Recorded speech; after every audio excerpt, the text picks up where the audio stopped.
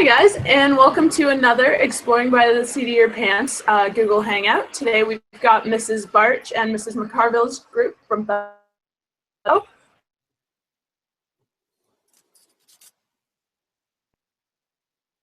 And from and Mrs. Dowds from St. Catharines, Ontario. And thus we've got James on a serious motorcycle accident, left with several broken bones and the possibility of death. He responded to this by completing the ultimate triathlon, rowing ocean, summiting Everest, and cycling 18,000 miles around the world. He continues challenging himself, most recently cycling 3,000 miles around. He's thousands of dollars for charity endeavor as a scouting ambassador. He's also a regular speaker in schools, having recently Canada to hang out with classrooms throughout Guelph, Ontario. James, it's great to have you joining us today. Thank you for having me. Can you guys hear me? Yeah? Okay, good. So what I'll do is I'll share my screen with you and I'll just start giving a bit of a chat to you guys. I look forward to this. Let's have a look. Hey guys, how's it going? Good?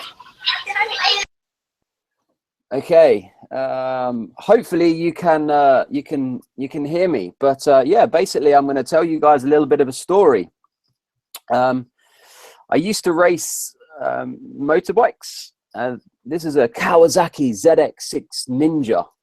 It's quite a fast bike. Oh, what's going on here? We're having a few technical problems today, aren't we? Guys, can you hear and see me okay? Yeah. Okay.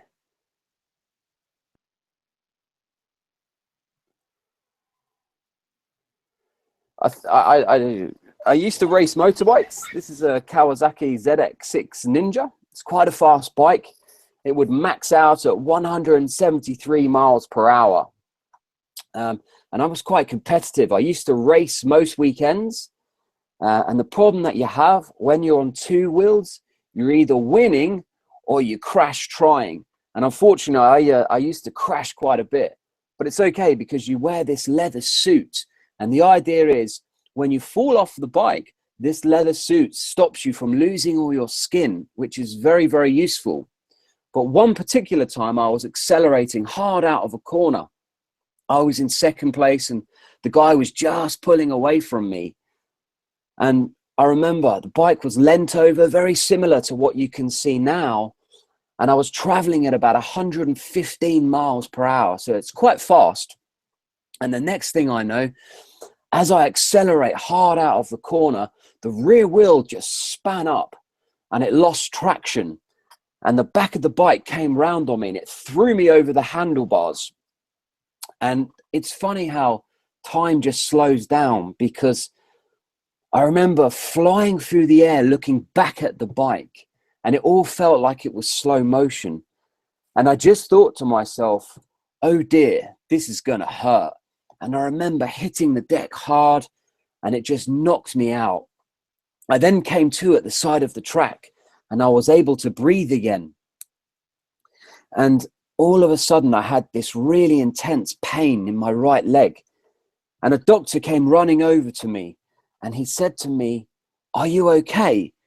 And I said, "I have a real pain in my right leg." And he said, "Whatever you do, don't look down."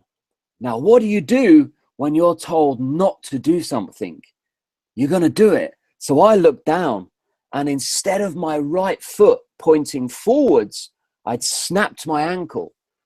So my foot was 180 degrees behind me. It was pointing the wrong way, and it hurt just that little bit more. And I remember the next thing I know, they started injecting morphine into me, which is this incredible drug. And you just drift away into another world. And all of a sudden, the pain disappeared. And the next thing I know, I woke up in hospital. And I remember waking up in hospital and I hadn't just broken my ankle, I'd broken both my legs, I'd broken my arm, and I'd broken my hand. And I woke up in this like full body cast. I couldn't do a thing. I had to have a nurse wash me. So it wasn't all bad in some respects. I just had to figure out how I was going to turn something negative into something positive, or at least try.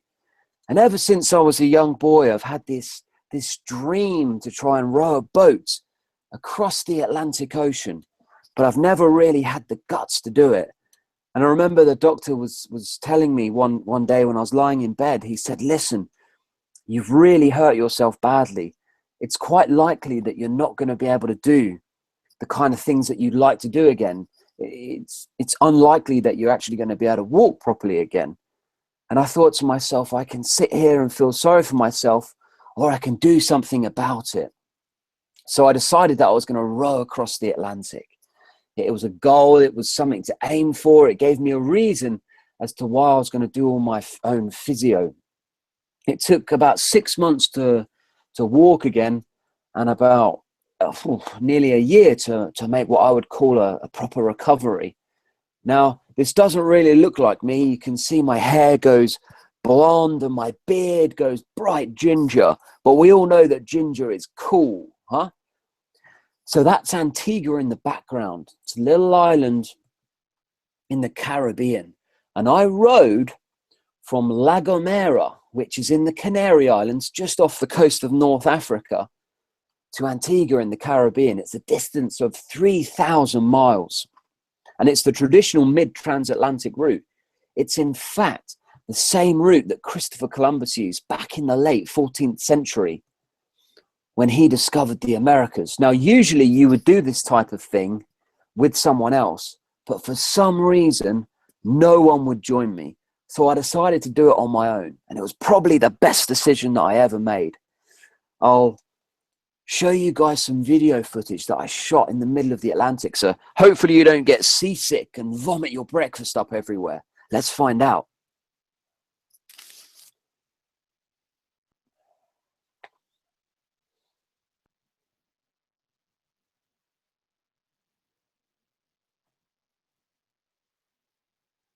You can see the way the boat is moving up and down. And that's because I'm utilizing the winds and the currents. As I come out of the Canary Islands, I'm utilizing the Canary current. So the whole massive ocean is flowing down the side of Africa. And as I get to a lower latitude, so that means closer to the equator, I then start picking up the North Equatorial current. And again, the whole massive ocean is flowing towards the Caribbean. And then I start to pick up the trade winds. And they're winds that blow from the east to the west. And the idea is you're riding these winds and these waves. But in 2010, when I went across, there was a lot of areas of low pressure. And this low pressure was switching the wind direction. And instead of getting blown across, I was actually getting blown back. And it was incredibly demoralizing. But I had this mindset. I was in the Atlantic, and as long as I did one thing, and that one thing was to just keep going, I would eventually get to land and I'd run out of ocean. It may not be where I want to be, but I would reach land at some point. And so for 12 hours a day, I rode like this, and it should have taken between 70 or 80 days, but it took me 110 days. 4 hours and 4 minutes. Not that I was counting, eh? Now, some people say to me, it must have been very boring in the middle of the Atlantic because all you have is this vast blue ocean and the sky, which is true, but it's also the most magical place you could ever be. On a daily basis, the sun would come up and the water would just glisten in a different way. It was incredible. And the wildlife was something that I'll never, ever forget. Every day I would see incredible dolphins and different types of fish. And I would even have these huge fin whales that would swim right up to the side of the boat. These whales are huge. They're like the size of a bus. And I remember looking them into the eye, and it was incredible. Now, I don't know if any of you guys have seen the film Life of Pi, but flying fish really do fly. It was 1 o'clock in the morning. I'd been rowing all through the day. And it was a very, very dark night. And I was very tired. And all of a sudden, this white object came flying out of the water. Bang! Hit me in the face. And I was so tired, I thought I'd just been hit by a golf ball. And I thought, hang about, I'm not going to get hit by a golf ball out here. And of course, it wasn't a golf ball. It was a flying fish. And it had jumped up to hit me in the face. And I couldn't believe it. And I thought, what do I do with this thing? Do I try and eat it? Well, not really. It's pretty small and bony. So I threw it back in so it could hit someone else in the face another day. Now, one of the things I used to do on a regular basis is get out of the boat to clean the bottom of the hull. And that would just make the boat go just a little bit quicker through the water. But when you get out of the boat into the ocean, you look down and it goes dark. It's 3 miles to the bottom. So you're never that far from land. It's just the wrong way. It's incredible. Now I'm about to row in here. I didn't really know any of these people. It was a little bit crazy. And to think I'd been out there for nearly 4 months, I'd probably taken over 1 million strokes on these oars. I'm about to take the last stroke of a 3,000-mile row. Watch what happens to my left oar. Right now, I'm about to take my last stroke. Did you guys see that? So the gate that holds the oar in place broke. I couldn't believe it. But for me, that really symbolized the end, the finish of the row. And if you keep watching, something quite funny happens. And no, I don't fall in.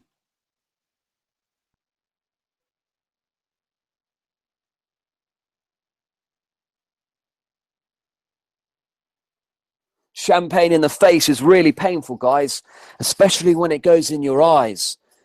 You're much better off drinking it, if you're old enough, of course.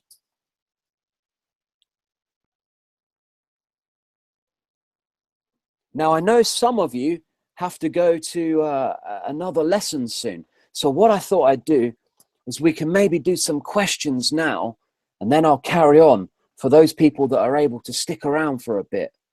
Let me just see if I can. I've got a. Sorry. I'm just. Hey guys, can you hear me? Yeah. Yeah.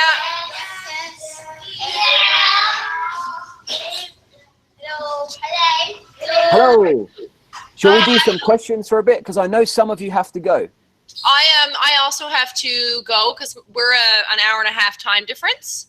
Okay. So the kids actually have lunchtime, and it's their day on the spider climber, and I don't think they'll forgive me if I keep them in. Oh wow! Well, I hope you guys have fun.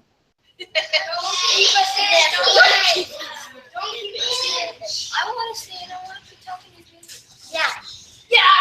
That's funny. Don't keep talking to me.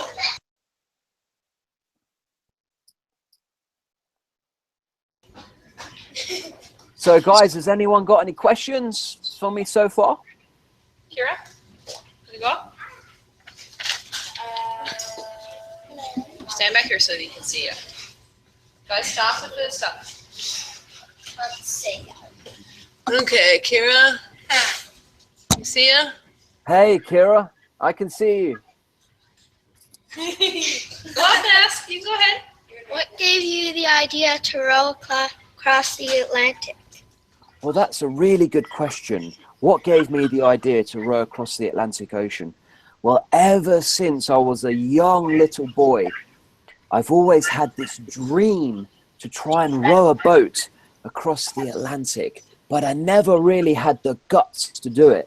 And it wasn't until I was lying in hospital and the doctor said, listen, you're probably not going to be able to walk properly again after the accident that I had. I decided I needed to set my mind on a goal. I needed something to work to. And so that's why I decided I was going to row across the Atlantic, because it gave me something to aim for.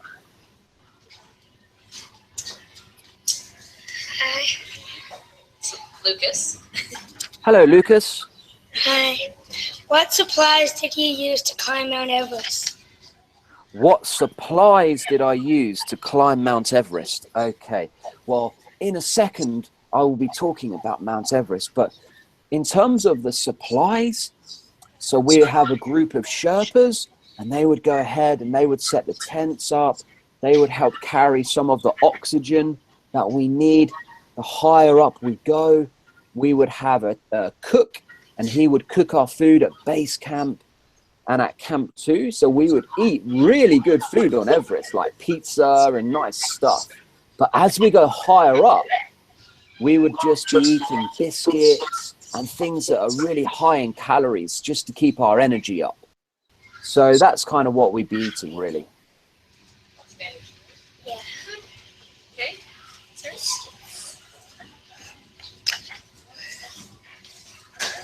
Hey, back again. What's your favorite adventure? What is my favorite adventure? Okay, so I think my favorite adventure, because the 3 that I've done, and I've only spoken to you about the row so far, I think is probably the cycle around the world for me, because I met so many amazing people. The row across the Atlantic, which I just talked to you about, that was really good fun. For me, that was like a real adventure because I was on my own. And Everest was just very, very hard physically.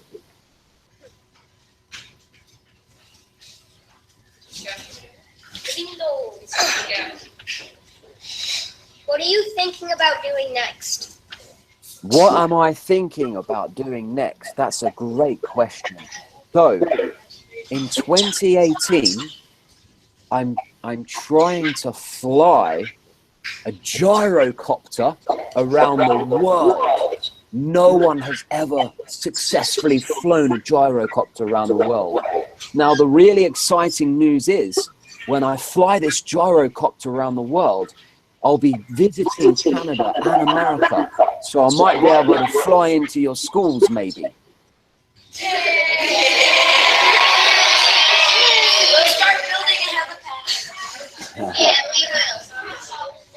So is there any other classes that would like to ask me some questions, or should I carry on with the rest of the presentation?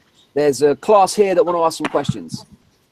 Yeah, we've got one more class that has some questions for you. Great. Why do you use the word ultimate? Why do I use the word ultimate? That's a very good question. And the honest answer is I'm not really sure. When I got back from cycling around the world, there wasn't much going on in the media. So the media, like the newspapers and news channels, picked up on the fact that I was the only person to row a boat across the Atlantic, climb Mount Everest, and cycle around the world. So it was really the media that came up with this idea of it being the ultimate triathlon. That's why. It was someone else's idea is the honest answer to that question. Thank you.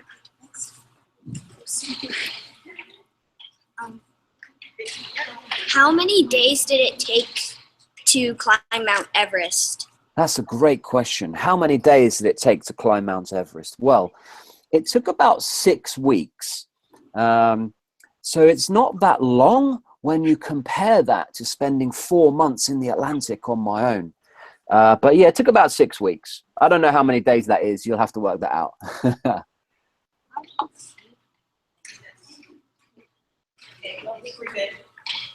Any other questions, guys? There's nothing you can't ask me. I don't mind. Hello.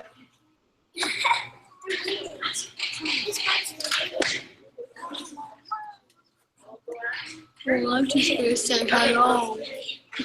Come on, guys. You in the blue top. What's your question? I can see you.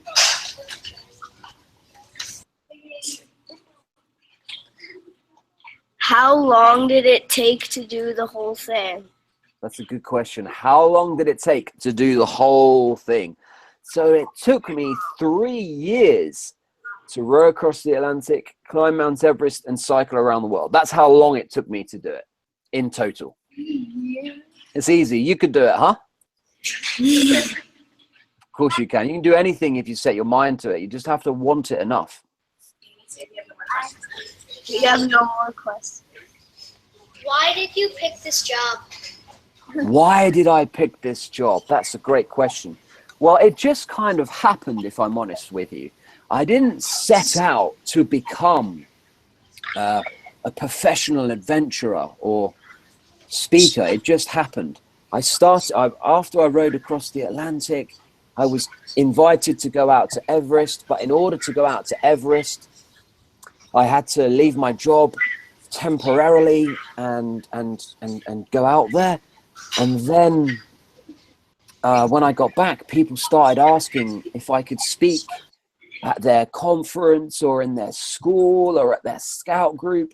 And I realized that this is something that I really enjoy.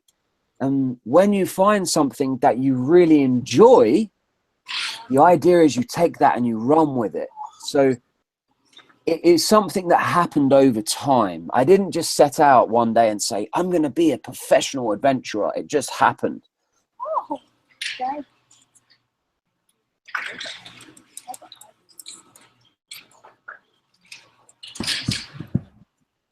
Any other questions, guys? Okay.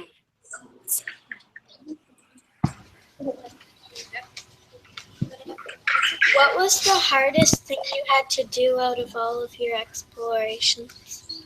Oh, that's a really good question. I like that. What's the hardest thing I had to do out of all my different adventures? Well, did you know the hardest thing about all of this is raising the money to get to the start line, making the expedition happen. It's quite simple to get in a boat and row a long way, or get on a bike and cycle a long way, or climb a mountain until you run out of mountain. The hard part is finding all the money to make it happen. That's the difficult part. So it's organizing everything. That's the hardest part.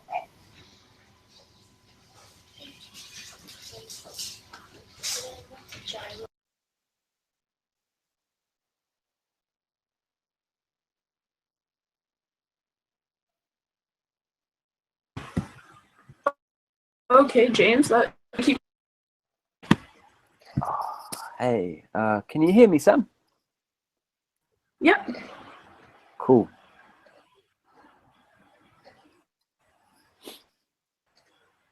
So, shall we carry on with the rest of the presentation? Yeah. Okay, I'm just going to carry on, guys. I hope that you can all hear me. I don't really know who can or can't hear me, and I'm not sure, but let's just carry on anyway. Hold on. Hold on. Let me get my screen back.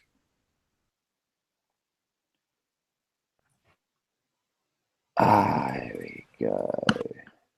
So this is really, I was talking about Everest. I've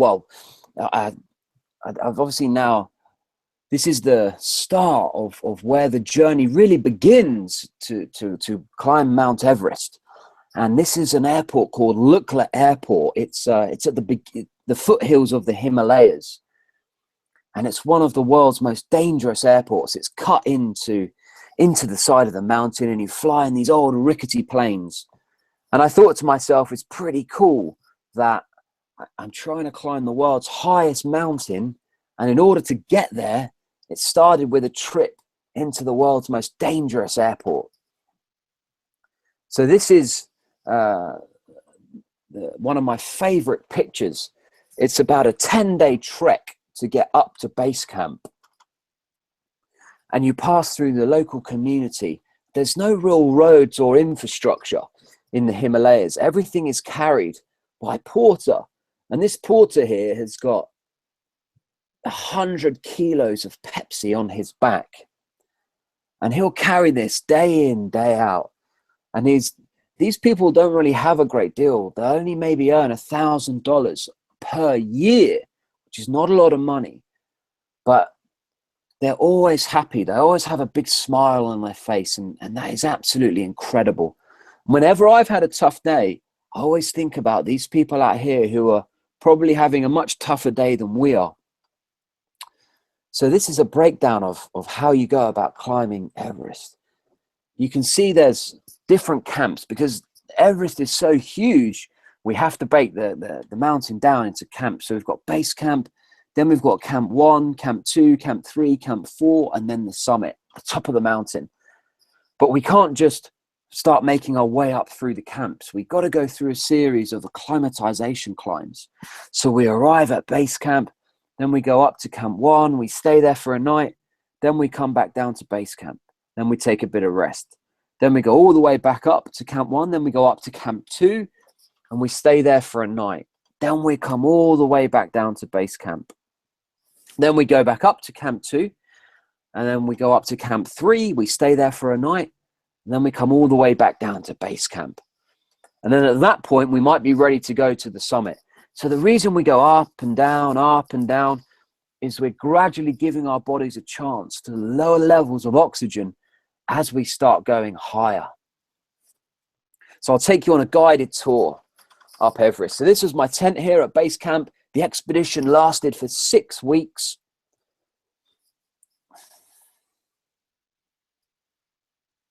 This is going through the Khumbu icefall, and you can see how small that person is there in comparison to the ice all around him. And the reason why the icefall is so dangerous is because it's this whole mass of moving ice that's shifting and collapsing. And the idea is you've got to get through the icefall as quickly but as safely as you can. So this is going through across one of the ladders. Now the local Sherpas will put these ladders down and it'll open up a huge gaping hole, and it enables us to cross this huge crevasse here. Now some of the ladders get quite long, and as you can see, it's quite deep. It's a long way down. We don't want to fall off that. So this is one of the longest ladders here. And this is probably the length of, well, probably the size of most of your classrooms. It's 5 or 6 ladders lashed together. Now what I'm going to do, guys, is show you a video of when I went across this.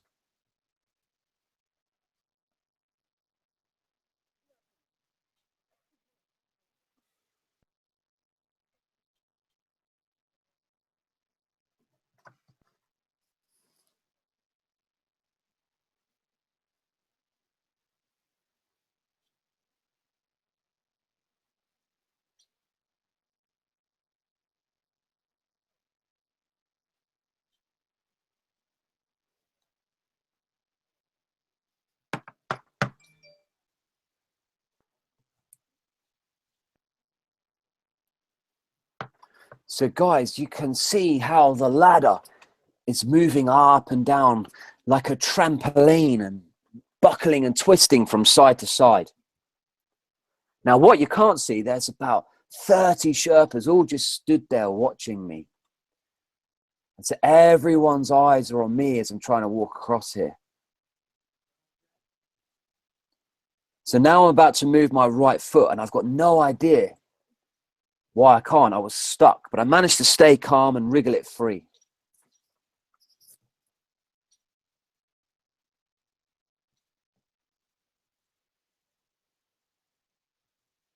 So these are the local Sherpas that work on the mountain.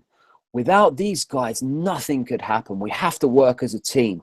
The Sherpas here will help carry all the equipment, so the tents, the oxygen, the food, the gas to cook the food, all the way up and set the different camps up. These guys are very, very strong guys.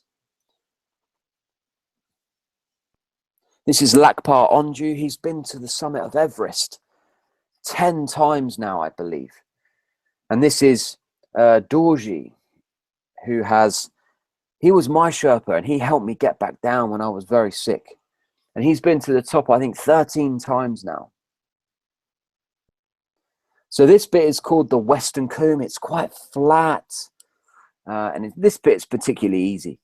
But in the daytime, the sun comes up, and where the atmosphere is very thin, you burn very easily.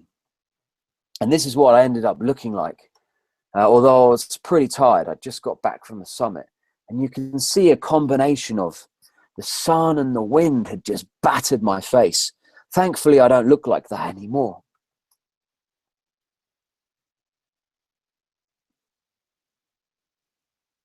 So this is camp 2. So we're going a little bit higher now.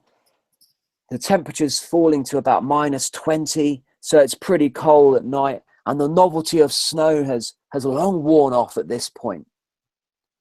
And now we're going to be working our way up the Lhotse face.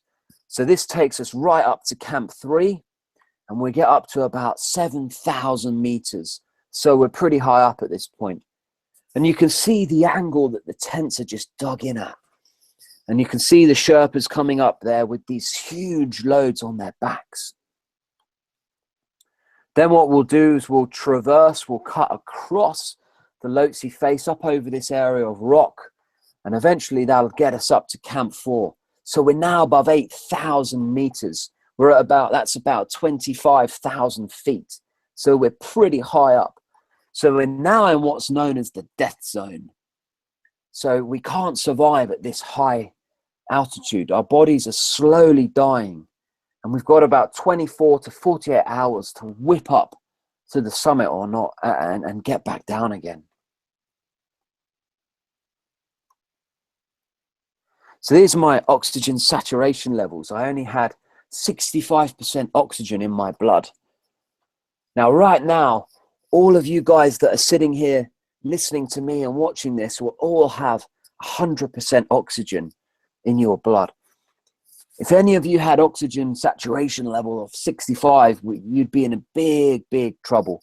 But I was able to function at this level because I'd gone through that series of acclimatization climbs, and my body had started to produce more red blood cells. And it's the red blood cells that transport the oxygen around the body.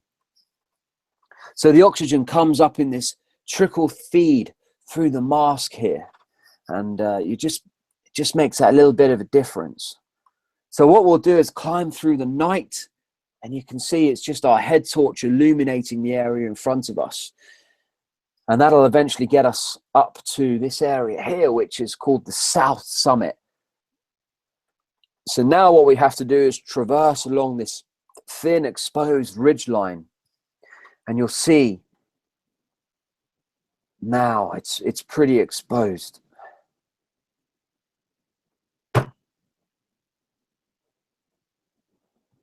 That's a 1.5 mile vertical drop there, guys.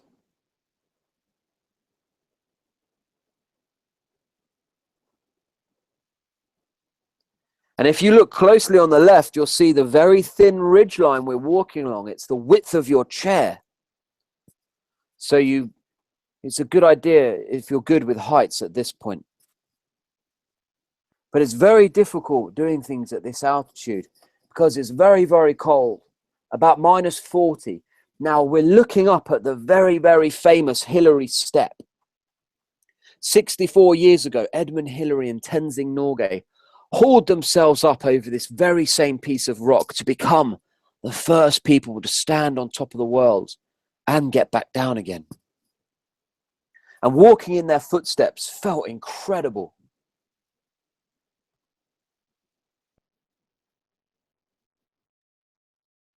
Now, guys, I'm going to show you what it's like to stand on top of the world.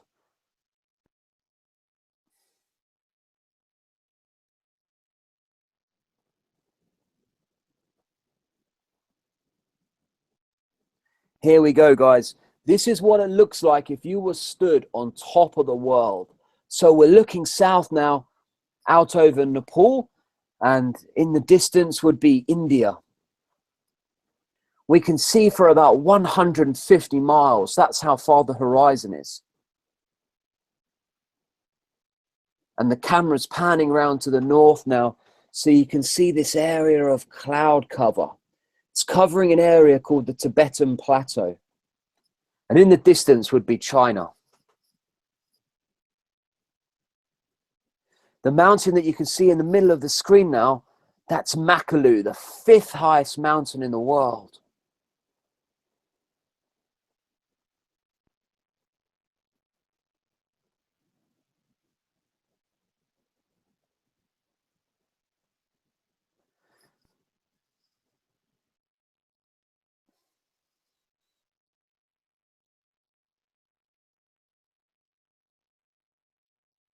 Now, this should be showing you my favorite photo, but it appears to be stuck.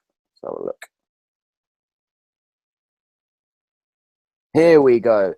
This is my favorite photo. You can see I'm on top of the world here. And it's very cold. My beard is all frozen up.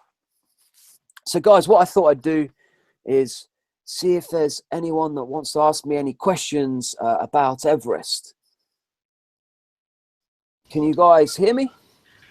We're going to go ahead and sign off, James, now because they're itching to get outside. But we're really thankful for the experience at Vanny Elementary. So thank you very much, Ketchell. No worries. See you guys later. Have a good day. Thank you.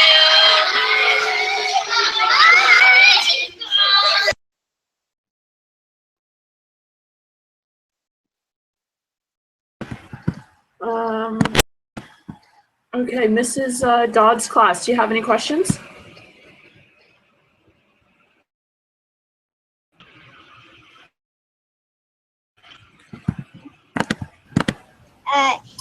I was wondering if he was scared of heights. Oh, that's a great question. Was I scared of heights? Well, the answer to your question is luckily I was not scared of heights. No, it's more of a mental thing. So you get used to it after a while. Are you scared of heights? No. Good. A future adventurer there, I see.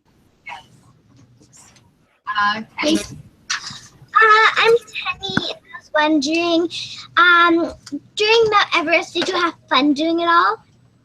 Did I have fun climbing Mount Everest? Well, that's a very interesting question because at the time, it may not seem like it's that fun.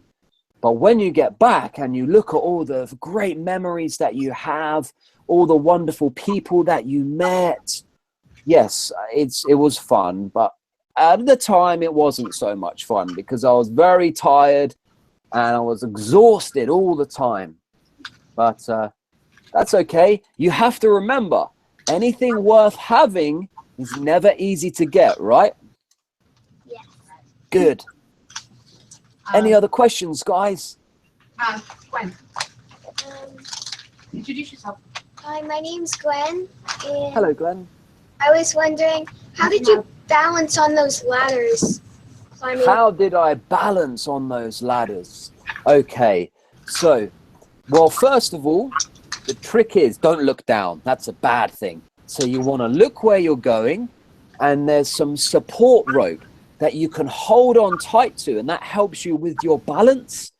And it just means that you can kind of stabilize yourself a little bit better, and you just look where you want to go and put one foot in front of the other, and yeah, just don't look down, and you'll run out of ladder eventually. Thank you. And Joya. I think we just have a couple more, sorry.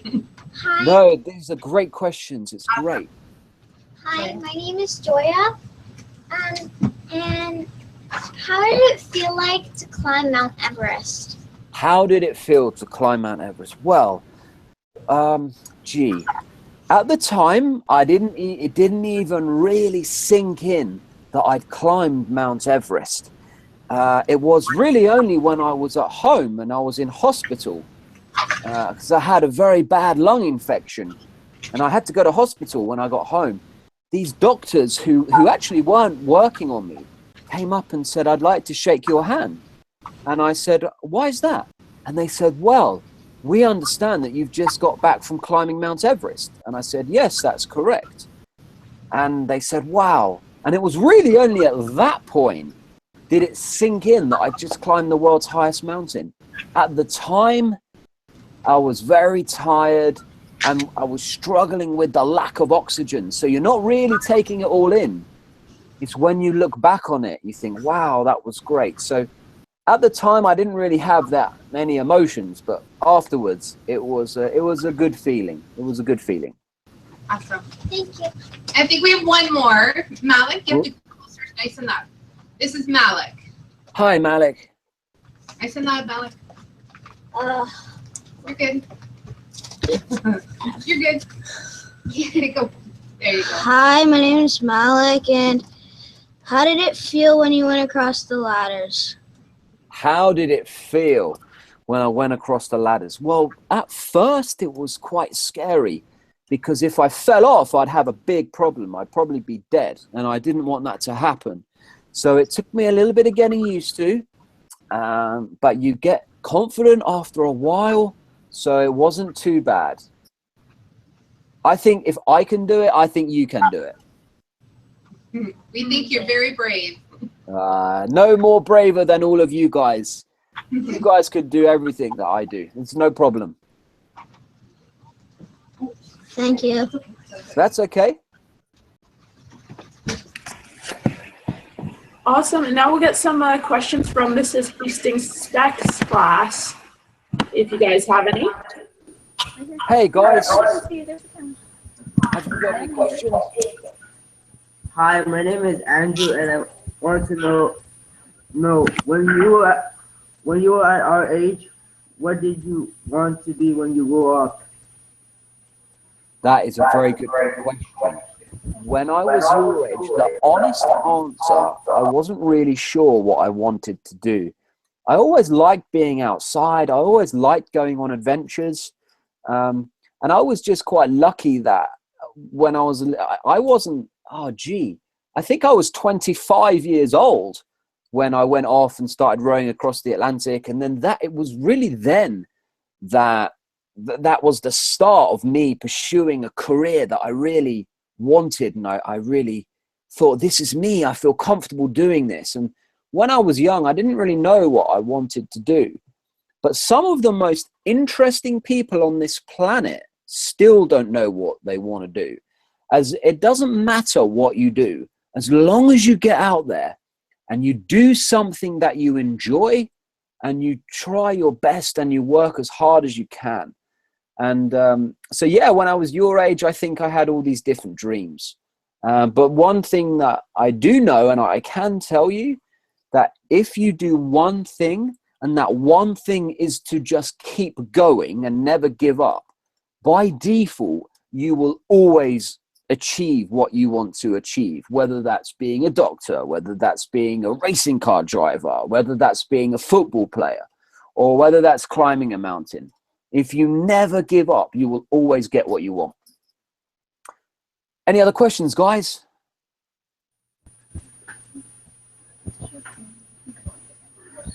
What did your family think about your adventures? Well, that is a very interesting question. What did my family think about my adventures? Well, firstly, they think that I'm crazy, but I'm used to that now. And now they're very supportive. So they don't think I'm so crazy anymore. They realize that this is what I like doing. And when you find what you like doing, you just take that and you run with it and you try and figure out how you can do more of it. And in this world, everyone is very, very different. And the world would be a crazy place if everyone was like me. But I just like doing the things that I like doing, just like you guys will enjoy doing things that you enjoy doing. But my parents thought I was crazy to begin with, but now they're my biggest supporters. So I'm very lucky. Any other questions, guys?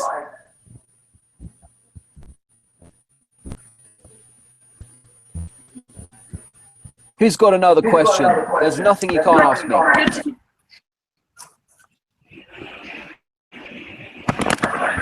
I think you.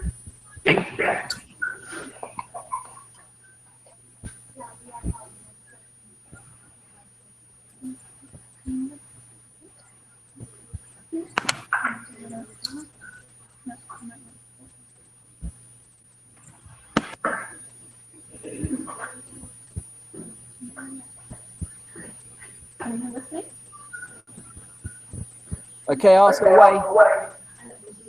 Yep, the young man with his hand up.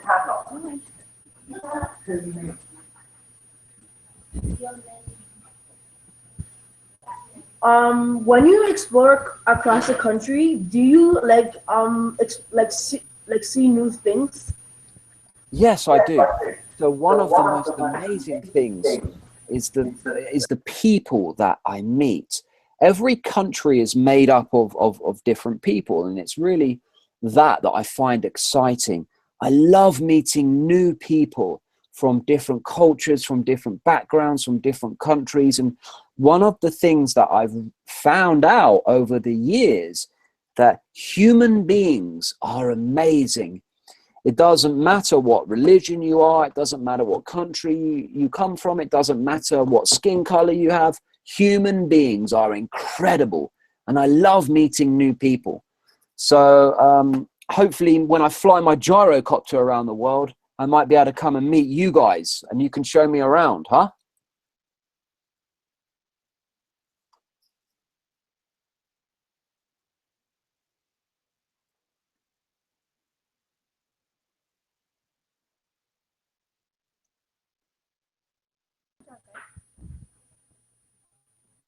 Who's got another question? I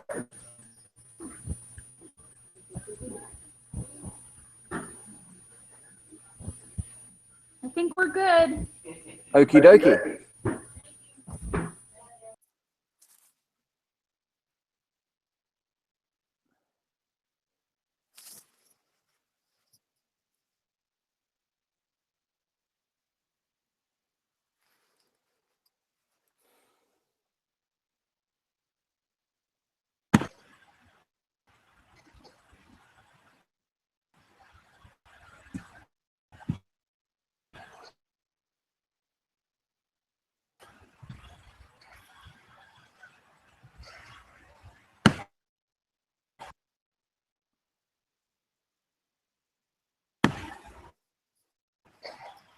Okay, Jame, do you have anything else for us today? Yep. Do you guys have time and I'll share some stories about the world cycle? Maybe another 10 minutes? Yeah. Great. Okay. Yeah, really. Okay.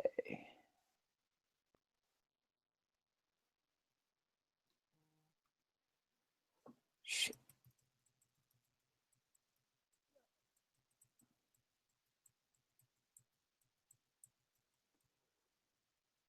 Okay, so guys, if you remember, this is the last picture I showed you, and I'm standing on top of Everest.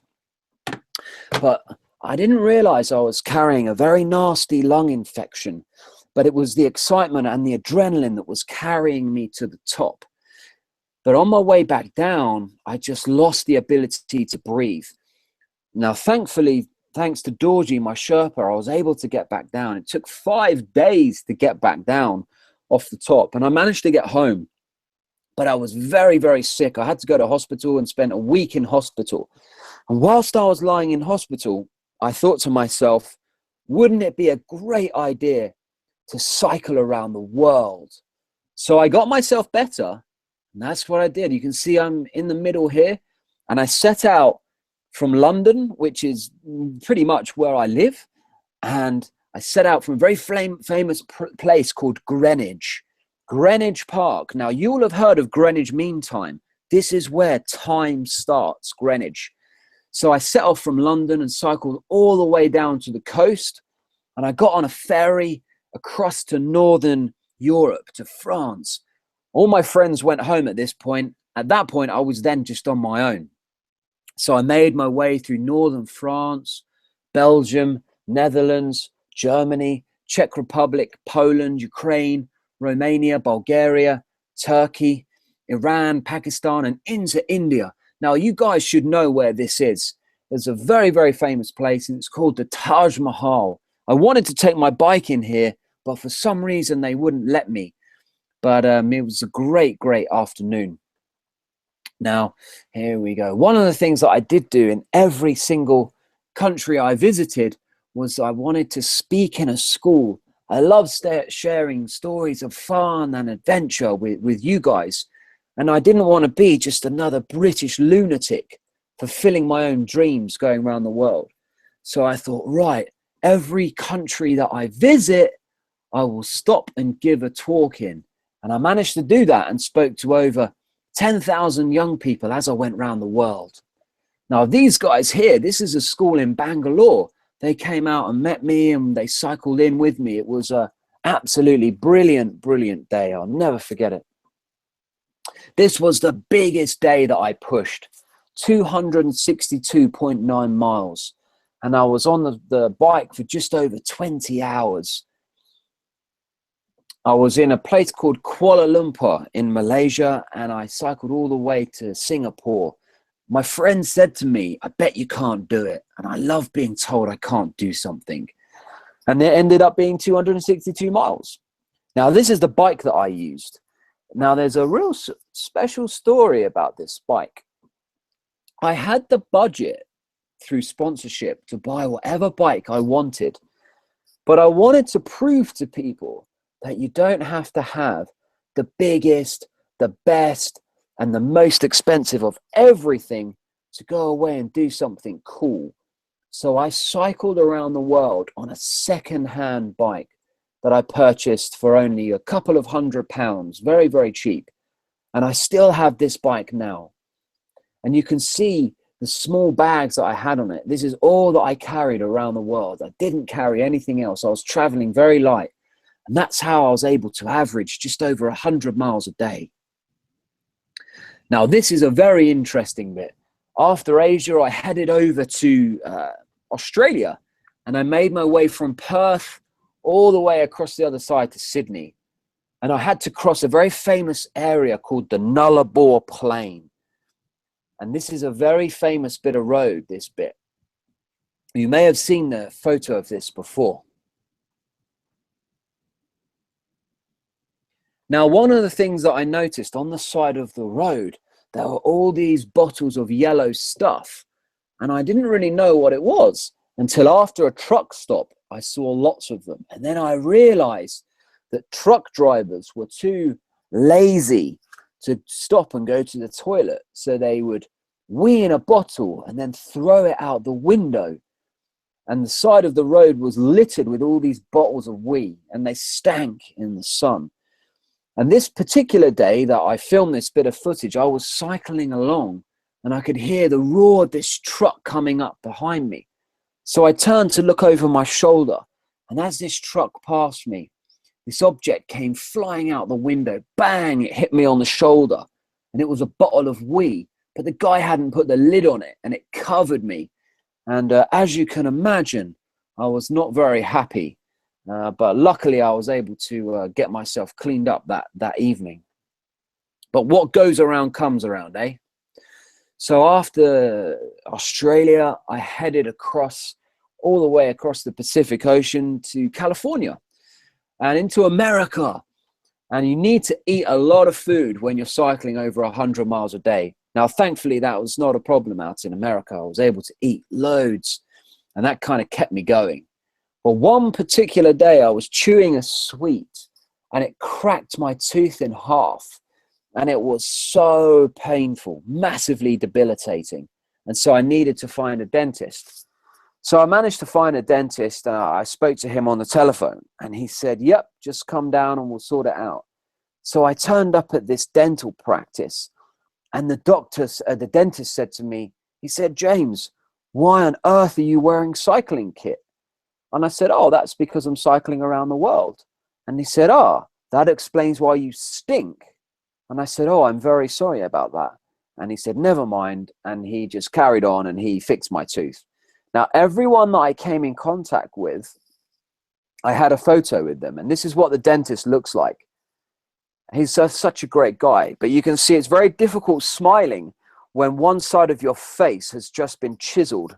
Yes, it was all good in the end. So this was in Texas.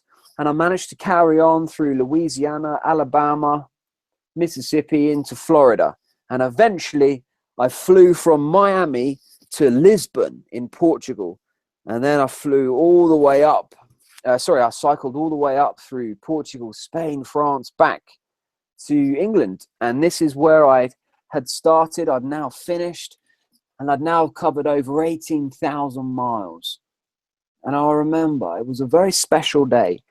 And one of the things that I thought about was the time that the doctor said to me years before. He said, listen, James, you're probably not going to be able to do the things that you'd quite like to do now because you've got a serious injury.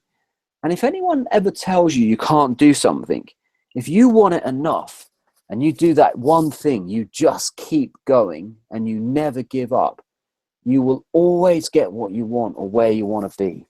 And that's one thing that I learned when I was going around the world. Never, ever give up, because you never know what's around the corner. And another thing I learned, when you meet people, treat them in a way that you would like to be treated. Because if you treat people in a way that you would like to be treated, you'll be amazed at the great things that come your way. You really will. Now, guys, I could keep talking for ages, but we may very well be running out of time.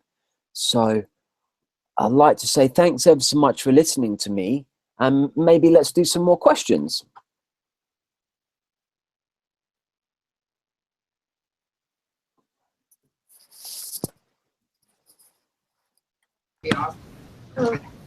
Okay.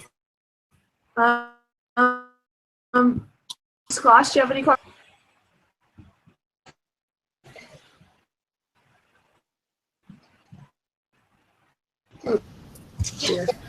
Hi. Hey. Can you do that? Do you have a question? Do you find it frustrating at all? Do I find, so just say again? When you were cycling, did you find it frustrating? Did I find cycling frustrating? No, I found it very good. You have to be patient, because when you're on a bike, you're not going to be traveling as fast as you would be in a car. So everything is going to be going a little bit slowly. But that's the good thing about being on a bike. You're able to take things in a lot more so than if you were in a car. And it was the people that I met along the way when I went around the world on the bike that made the trip just so great. So many great people. So it was frustrating when it was raining and cold and miserable. But apart from that, it was pretty good. Yes. What part of England did you finish and start at? You have family in England. I have family in England because my mom was born there, so. Wow. Can you see me now, guys? Yes. Oh, that's better. Well, maybe not. You may not want to see my face. I don't know. But I can still see you. Okay, whereabouts? Well, my mom was born in Somerset. Yes, I know Somerset. I live in a place called Hampshire. Now, here's a little task for you guys. When you go back to your desk, I want you to take out a map, and I want you to look for a town called Basingstoke. Can you say that? Basingstoke. That's where I live, and that's where I'm sitting now talking to you guys. So have a look on a map, and you'll be able to see where I am. Can someone say thank you? Look at us. Oh, I can. Thank you. Oh, that's okay. We just wanted to thank you. What an inspiration your message was about never giving up, and about we talk about kindness a lot. So for you to talk about treating people the way you want to be treated was a really awesome message for my kids to hear today. Thank you for that. You're more than welcome, and that's very true, guys. And guys, I want you to do one thing for me this evening.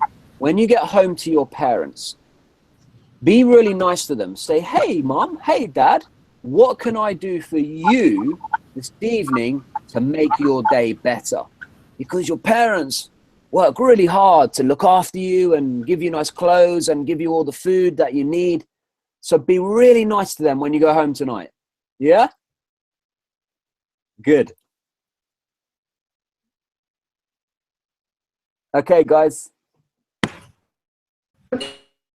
Okay, maybe some Mrs. Hastings specs class.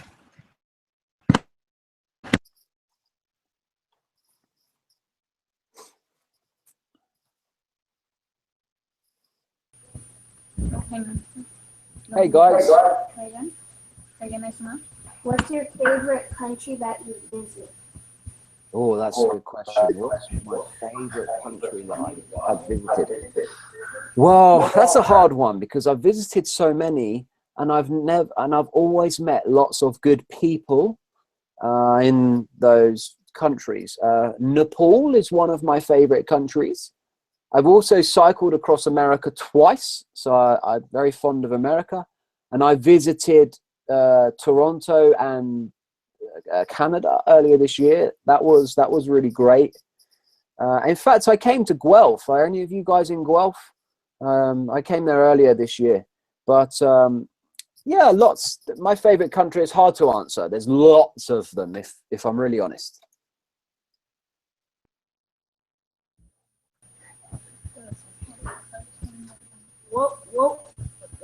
What would have been one of the hardest things you've ever done?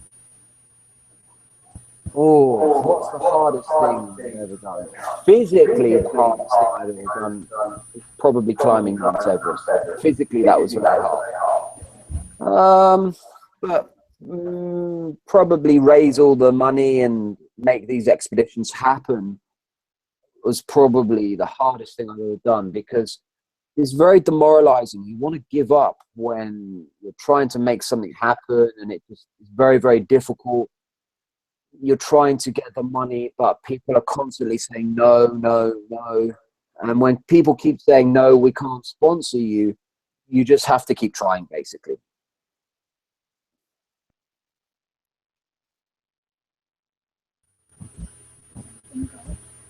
Hello, how are you? I'm good. Are you going to go on more adventures?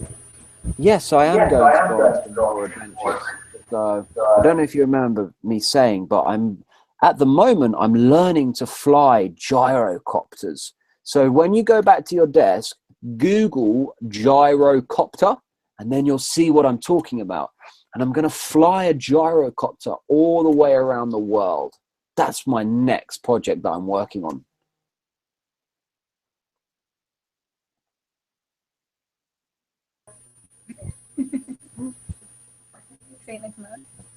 You should come and visit us. Well, I should come. I would love to. Would you guys like me to come and visit you? Yeah. Really? Where, guys? Tell me whereabouts you are again. Brampton. Pardon? Brampton. Yep. You're in Ontario. Brampton. Brampton, Ontario. Okay. I will fly in and meet you guys. And I'll show you the gyrocopter. You can see it. Yeah. That's a good one. That's a good one. Bend down so you can see it. Okay, guys, you gotta be quiet so you can hear the side. Yep, nice and loud. Hello. Adventurer. You gotta be louder than that. If you want to adventurer, what would you do right now? Do you think you would be able to speak up a little bit? Because I can't quite hear you. Say that again. If you want an adventurer, what would you be doing right now? If you were not an adventurer, what would you be doing right now? Oh, that's a good question. Crikey, I don't know. Well, I used to work in a gym, so I used to train people and get them fit and get them active. And I enjoy being with people. I enjoy working with people. So I'd probably be doing something with people. But I think I'd always be doing something outside and something a little bit adventure-y, I guess. I'm not really sure. It's the honest answer. Thank you so much. This is wonderful. Well, thank you for having me, guys. I hope you have a really nice day. Awesome to you guys. That was great. If you guys want to say thank you,